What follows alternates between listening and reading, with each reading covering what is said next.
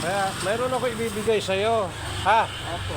Ito siguro kahit malit na bagay pero nakakatulong. Ayan. Ha? Ha?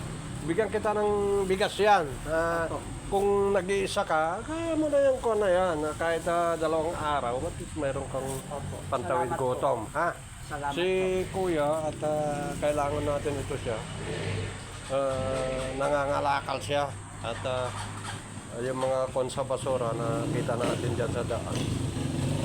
At anong masasabi mo dyan sa anong konting tulong na natin sa iyo? Ang masasabi ko lang po, nagpapasalamat ako dahil Di ba kita mo? nagpapasalamat po ako dahil binigyan niyo po ako ng bigas, pagkain. Yun Walang problema yan. Lumabang ka lang kuya sa kahirapan. At ito naman hindi kayo sinasadya na nandyan ka at nakita kita, nagkakalkal dyan. At, dito rin sa malapit sa bahay natin ito.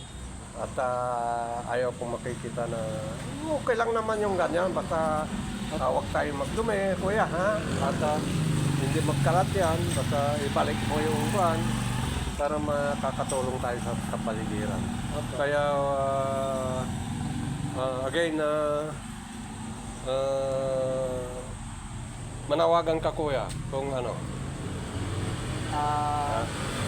Sana po, natulungan niyo po ako. Yun lang po. Yun lang. Okay. Kaya maraming salamat at napaulakan mo rin yung kahit konting kontan. Okay. Salamat po. At ito siya ang mga kaibigan at so again maraming pong salamat sa lahat ng ating subscriber at followers.